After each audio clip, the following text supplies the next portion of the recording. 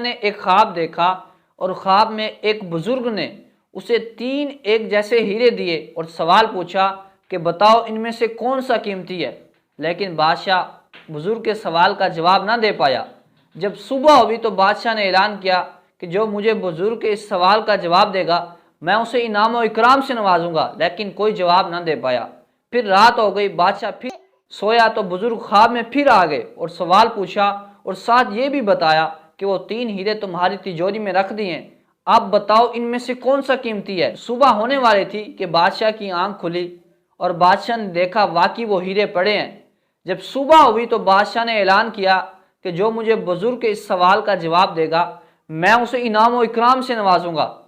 اس بادشاہ نے پورے ملک کے سمجھدار لوگوں کو اکٹھا کیا اور وہ ہیرے دکھایا انہیں کہ بتاؤ ان میں سے کون سا قیمتی ہے، لیکن کوئی جواب نہ دے پایا، کیوں کہ وہ رنگ کے لحاظ سے، چمک کے لحاظ سے ایک جیسے تھے۔ شام ہونے والی تھی اور بادشاہ بہت مایوس ہو چکا تھا کہ ایک دانا حکیم تشریف لے آئے اور کہا کہ میں بادشاہ کے سوال کا جواب دوں گا۔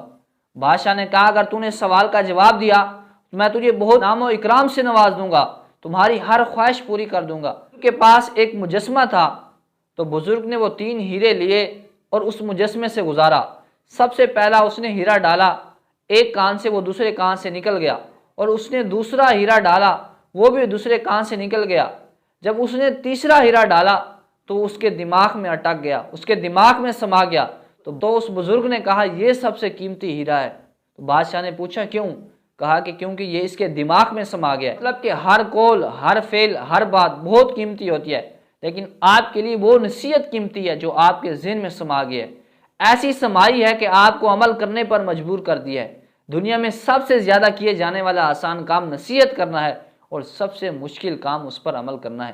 ہم بچپن سے یہ نصیحت سنتے ہیں کہ محنت کرو، محنت کرنے میں عظمت ہے، کہ جھوٹ بولنا بری بات ہے، ایمانداری اختیار کرو، نماز پڑھنا ہر مسلمان پر فرض ہے، نماز کے بہت سے فائدے ہیں، لیکن اس کا نتیجہ کیا نکلتا ہے کہ ہم جو بچپن سے نصیحت سنتے ہیں کہ محنت میں عظمت ہے، لیکن کتنے لوگ ہیں جو محنتی ہے لیکن سست لوگوں سے دنیا بڑی پڑی ہے۔